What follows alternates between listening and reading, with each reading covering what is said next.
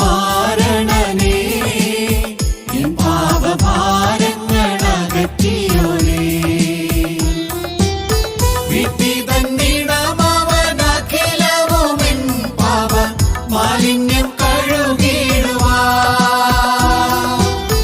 പുണ്യജീവനെ താതൻ കൈകളിലേൽപ്പിച്ച ത്യാഗമൂർത്തേ, പുണ്യജീവനെ താതൻ കൈകളിലേൽപ്പിച്ച ത്യാഗമൂർത്തേ. പാപനിവാരണനേ, എൻ പാപഭാരങ്ങൾ അകറ്റിയോനേ. വേഗം വരുന്ന നമ്മളുടെ കർത്താവായ യേശുക്രിസ്തുവിൻ്റെ ധന്യനാമത്തിൽ എല്ലാവർക്കും സ്നേഹവന്ദനം. സാത്താൻ്റെ വഞ്ചനപരമായ പ്രവൃത്തിയിൽ ഉൾപ്പെട്ടതാണ് വ്യാജമായ സകല ശക്തി, അടയാളങ്ങൾ, അത്ഭുതങ്ങൾ, അനീതിയുടെ സകല വഞ്ചനകൾ. 2 തെസ്സലോനിക്കർ 2:9 അതായത് സാത്താൻ പ്രത്യക്ഷപ്പെടുമ്പോൾ അവൻ്റെ വ്യാപാര ശക്തിയാൽ അടയാളങ്ങളും അത്ഭുതങ്ങളും ഒക്കെ നടക്കും. പാമ്പിൻ്റെ വേഷത്തിൽ വന്ന് വളരെ തന്ത്രപരമായ വിധത്തിൽ ആയിരുന്നുവല്ലോ സാത്താൻ ഹവ്വയെ ചതിച്ചത്.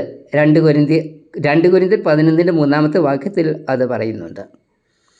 പൗലോസ് നമ്മോട് പറയുന്നത് സാത്താൻ നമ്മെ തോൽപ്പിക്കരുത്, സാത്താൻ്റെ തന്ത്രങ്ങളെ നാം അറിയാത്തവരല്ലല്ലോ.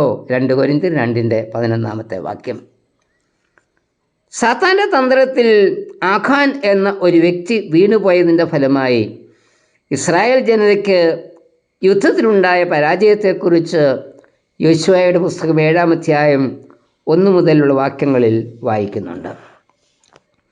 യോശുവയുടെ നേതൃത്വത്തിൽ യോർദാന് അക്കരെ കടന്ന ഇസ്രായേൽ ജനം വളരെ ബലവത്തായ യെരിഹോ പട്ടണം പാട്ടുപാടിയാണ് കൈവശപ്പെടുത്തിയത്.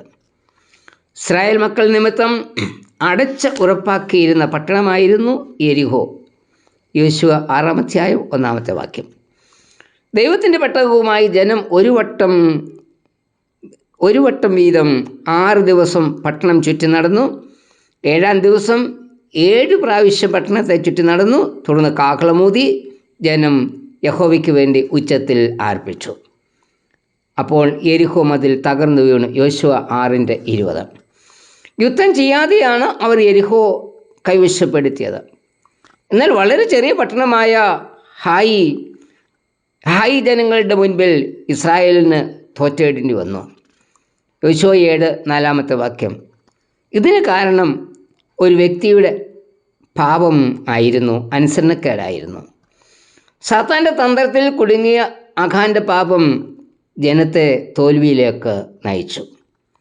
ഇസ്രായേൽ ജനത്തിൻ്റെ തോൽവിയിൽ മനംനൊന്ത യോശുവ ദൈവത്തിൻ്റെ പെട്ടകത്തിന് മുൻപിൽ വീണുകിടന്ന് നിലവിളിച്ച് യോശുവയുടെ ദൈവം അരുളി ചെയ്തത്, എഴുന്നേൽക്ക, നീ ഇങ്ങനെ സാഷ്ടാംഗം വീണ് കിടക്കുന്നത് എന്തിന്? ഇസ്രായേൽ പാപം ചെയ്തിരിക്കുന്നു, നീ എഴുന്നേറ്റ് ജനത്തെ ശുദ്ധീകരിക്കുക. യോശുവ 7:13 സാത്താൻ ആഖാനിൽ മോഹം ജനിപ്പിക്കുകയും തൽഫലമായി യെരിഹോ പട്ടണത്തിൽ നിന്ന് വെള്ളിയും പൊൻകട്ടിയും വിശേഷതയേറിയ ബാബിലോണിയ മേലങ്കയും കൊള്ളയിട്ട് അനുസരണക്കേട് കാണിക്കുകയും ചെയ്തു. മറ്റാരും ഇത് കണ്ടില്ല, എങ്കിലും ദൈവം അത് കണ്ടു. ഇസ്രായേലിന് വിജയം ലഭിക്കണമെങ്കിൽ പാപത്തെ നീക്കി ജനത്തെ ശുദ്ധീകരിക്കണമായിരുന്നു. മോഹം ജനിപ്പിക്കുന്ന തന്ത്രമായിരുന്നു സാത്താൻ അവിടെ പ്രയോഗിച്ചത്. നമ്മുടെ വിശ്വാസ ജീവിതത്തിൽ മോഹമുണ്ടാക്കി ദൈവകൽപ്പനയെ ലംഘിപ്പിക്കുന്ന തന്ത്രം സാത്താൻ പ്രയോഗിക്കാറുണ്ട്. തൽഫലമായി ദൈവത്തോട് അനുസരണക്കേട് കാണിക്കുകയും ചെയ്യുന്നു. ഇത് സാത്താൻ്റെ വലിയ തന്ത്രമാണ്. സംശയത്തിന് പിടിയിലാക്കി ദൈവകൽപ്പന ലംഘിപ്പിക്കുക. ദൈവകൽപ്പനയ്ക്കെതിരെയുള്ള യാത്ര നമ്മെ അശുദ്ധിയിലേക്കാണ് നയിക്കുന്നത്. അശുദ്ധി നീക്കാതെ നമുക്ക് സാത്താനെ ജയിപ്പാൻ കഴിയില്ല. അശുദ്ധിയുടെ അനുഭവത്തിൽ നമ്മിലുള്ള ദൈവകൃപ നഷ്ടമാകും. ദൈവസാന്നിധ്യം നമ്മിൽ നിന്ന് അകന്നു പോകും. ശുദ്ധീകരണം പ്രാപിക്കാതെ ദൈവസാന്നിധ്യം മടങ്ങി വരില്ല. ശുദ്ധീകരണത്തിന് ഒരേ ഒരു വഴി മാത്രമേ ഉള്ളൂ.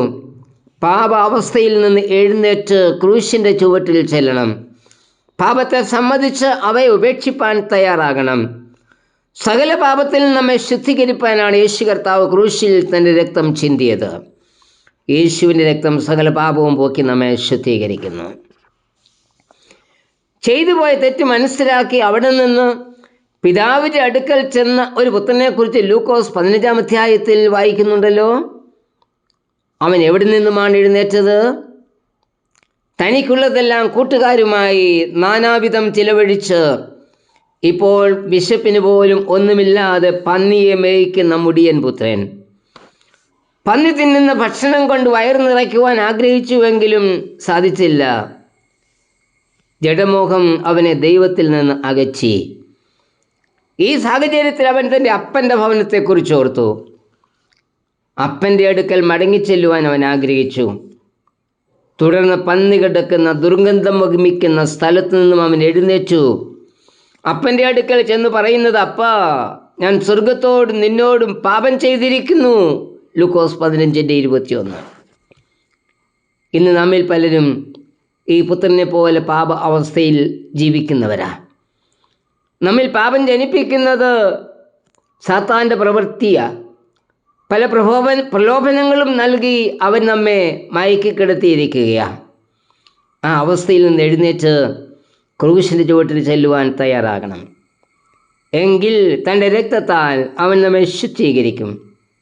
അതുകൊണ്ട് നമുക്ക് എഴുന്നേൽക്കാം, പാപത്തോട് എതിർത്ത് നിൽക്കാം, ദൈവത്തിന് കീഴടങ്ങാം. അപ്പോൾ സാത്താൻ നമ്മെ വിട്ട് ഓടിപ്പോകും. കർത്താവേ, പാപ അവസ്ഥയിൽ നിന്നും എഴുന്നേറ്റ് ക്രൂശിൻ്റെ ചുവട്ടിൽ ഇരിപ്പാനുള്ള കൃപ എനിക്ക് നൽകണമേ. ആമേൻ. വീണ്ടെടുപ്പേകിയല്ലോ എൻ ദേഹദേഹിയിൽ ആത്മാവിലും. വീണ്ടെടുപ്പേകിയല്ലോ എൻ ദേഹദേഹിയിൽ ആത്മാവിലും. ആത്മാവിനവകാശമായി തന്ന മഹത്വത്തിൻ രാജരാജ, വീണ്ടെടുപ്പു നാളോ വിദൂരമല്ലര നൊടിയിടയിൽ വരാം. വീണ്ടെടുപ്പു നാളോ വിദൂരമല്ലര നൊടിയിടയിൽ വരാം. പാപനിവാരണനേ എൻ പാപഭാ